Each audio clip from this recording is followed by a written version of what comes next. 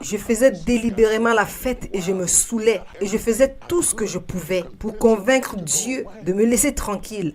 De choisir quelqu'un d'autre, une de ces personnes avec des voiles sur la tête, des jupes longues, sans maquillage, qui prie toute la journée et parle en langue tout le temps. Et de me laisser tranquille parce que je ne suis pas comme eux. Je suis fou, je suis ignorant, je suis sauvage, je suis rustre. Je vais te déshonorer. Je t'en prie, ne m'appelle pas. Ce ne sera pas bon pour toi et ce ne sera pas non plus bon pour moi. Et nous ne devrions pas faire ça ensemble. Mais Dieu ne m'a pas demandé mon avis. Il m'a demandé d'obéir.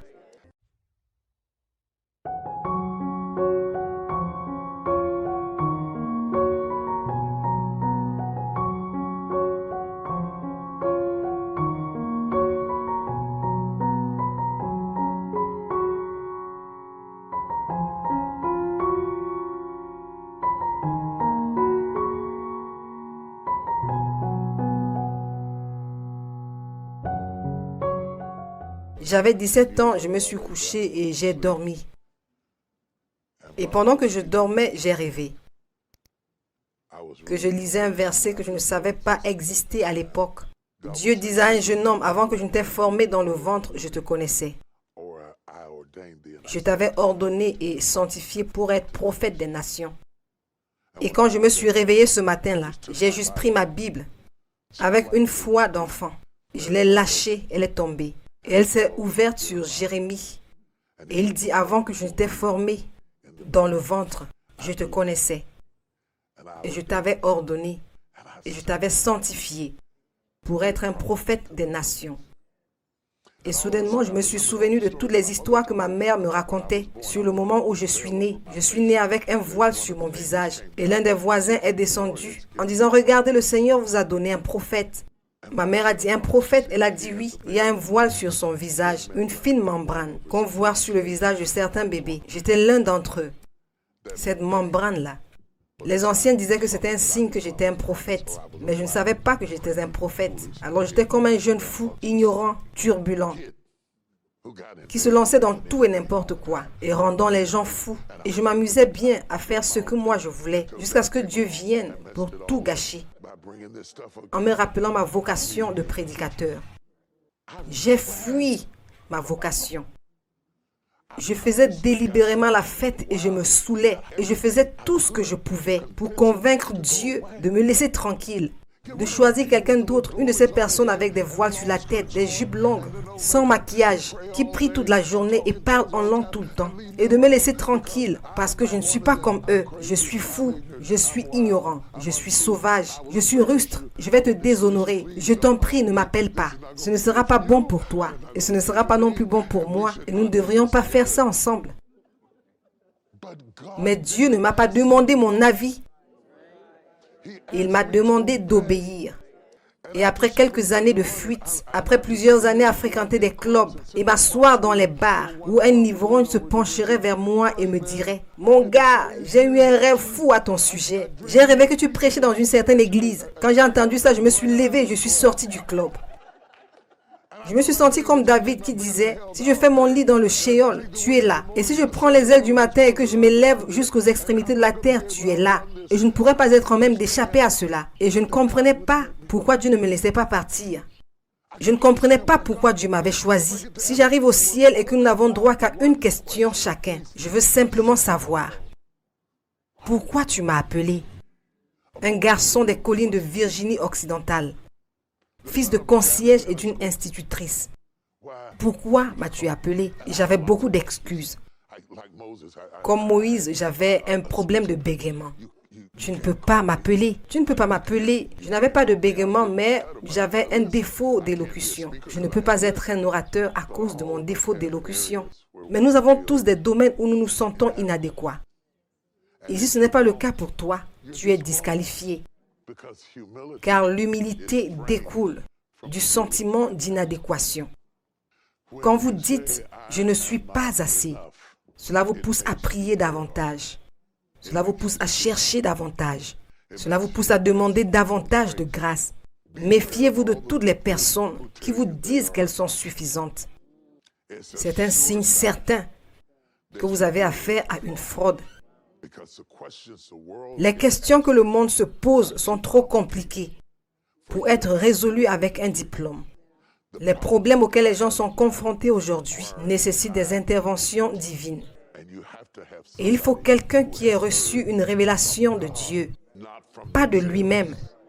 Alors peu importe, dans ma faiblesse, il est fort. Dans ma faiblesse, sa force est validée.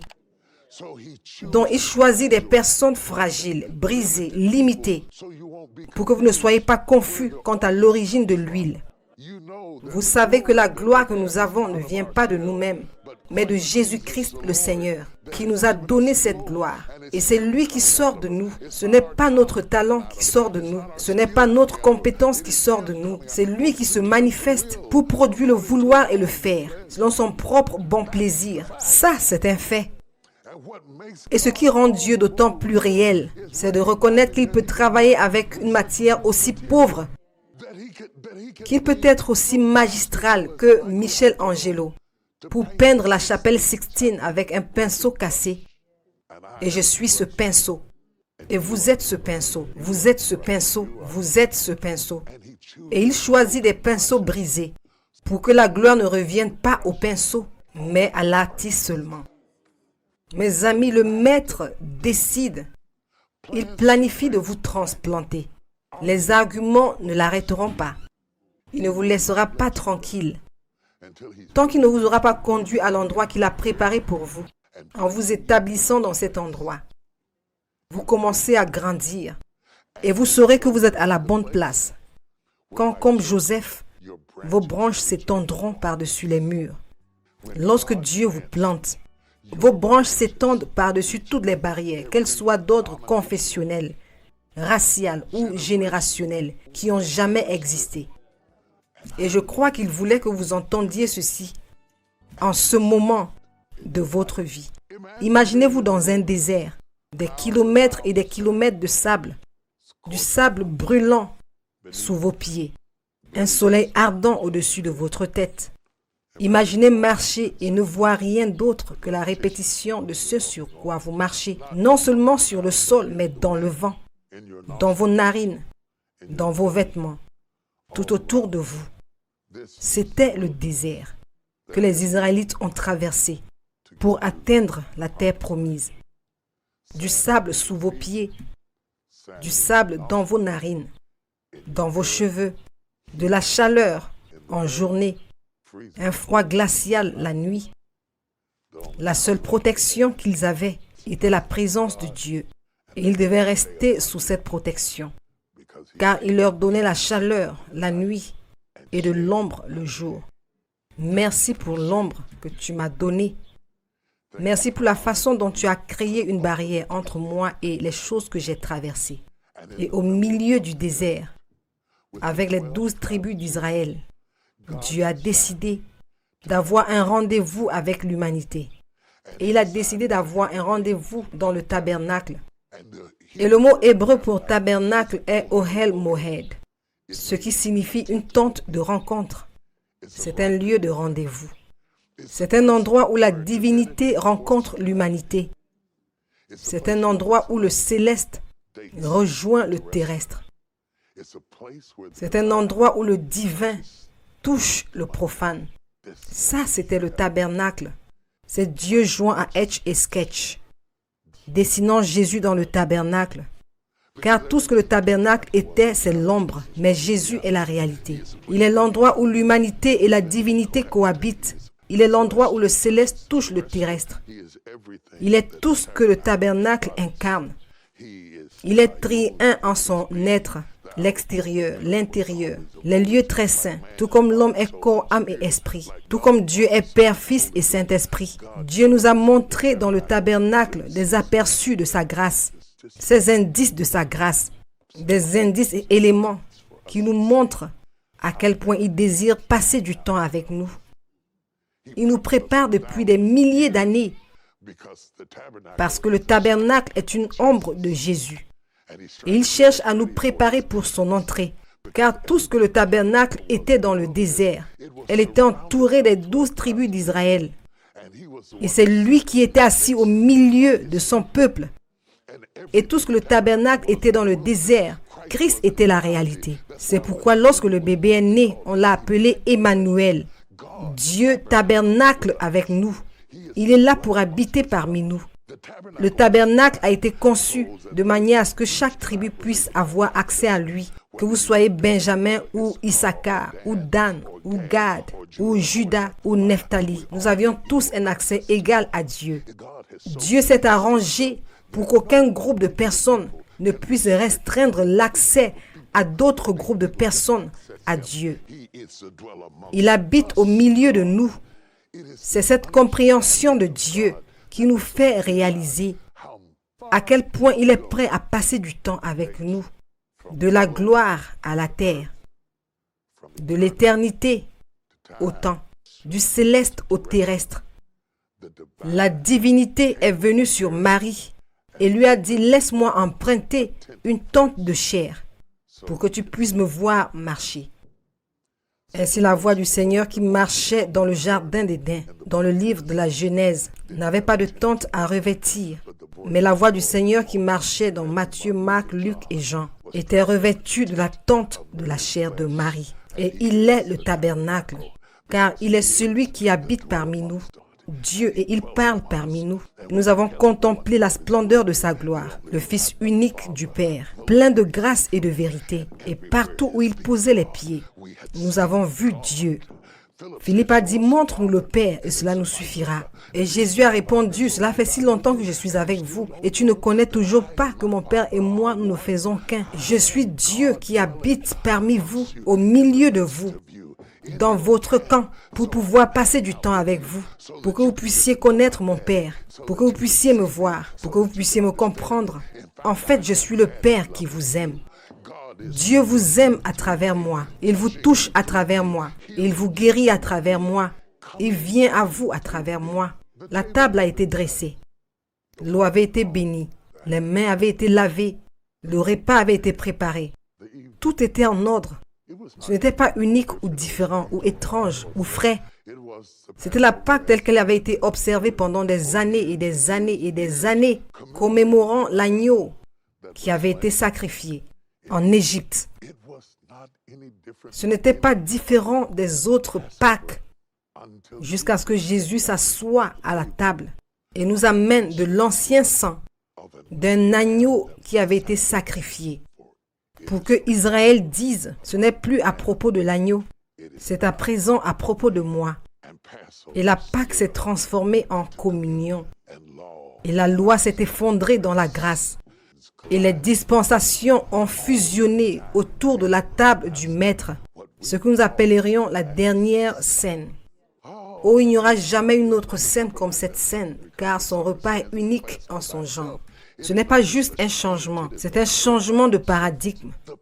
Le corps physique de Jésus-Christ s'assoit à la table pour servir le corps mémorial du Christ.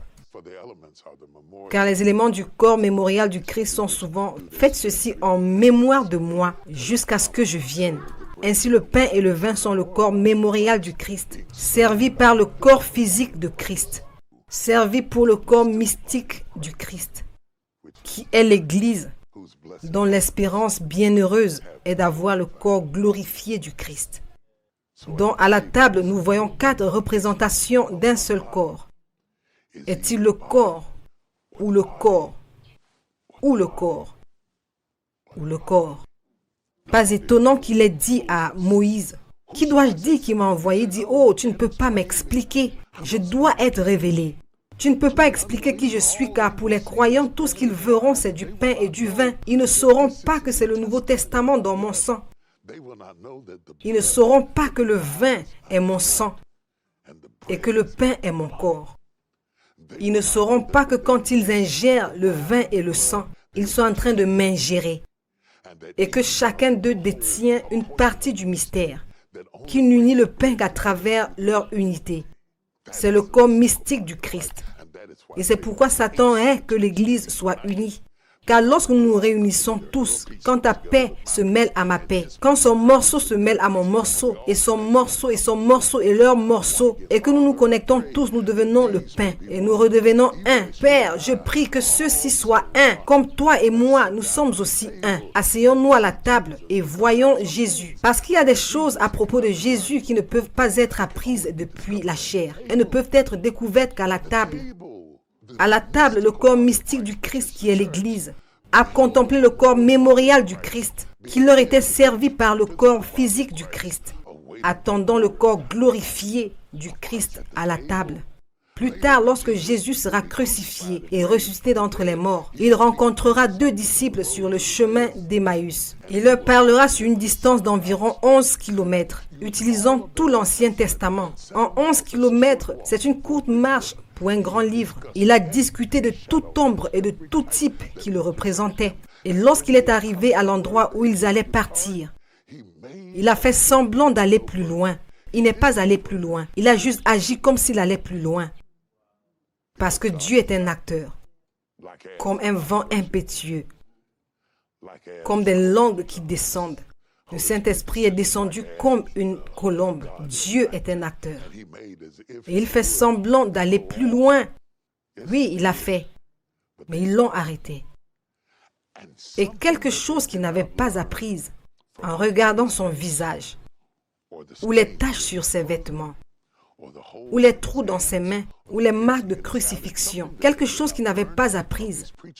De son enseignement sur ce chemin de 11 km, ils l'ont appris à la table, quand ils se sont assis à la table avec lui, sur le chemin d'Emmaüs. Puis-je aller en profondeur? Lorsqu'ils se sont assis avec Jésus, c'est pourquoi vous devez vous asseoir avec Jésus. Ce ne peut pas être juste une expérience du dimanche matin. Vous devez vous asseoir avec Jésus. Vous devez prendre un repas avec lui. Vous devez vous connecter avec lui. Lorsqu'ils se sont assis avec Jésus, il a fait quelque chose de simple au milieu d'eux, qui était plus profond que tout ce qu'il avait fait sur la route. Il a fait plus à la table qu'il en a fait sur la route, car Dieu accomplit toujours des miracles à la table. Et il s'est assis à la table, et la Bible dit qu'il a pris le pain. Il l'a rompu, il l'a béni, il le leur a donné et ils l'ont vu dans l'ordre de la fraction du pain. C'est la même phrase que nous voyons lors de la dernière scène. Il l'a pris, il l'a béni, il l'a rompu et le leur a donné. C'est la même phrase que nous voyons avec les 5000 quand le petit garçon lui avait donné son déjeuner. Il l'a pris, il l'a béni, il l'a rompu et le leur a donné. C'est la même chose qui se produit dans votre vie. Il vous prend, il vous bénit, il vous brise et vous donne au monde. Vous ne pouvez pas être donné au monde tant que vous n'avez pas...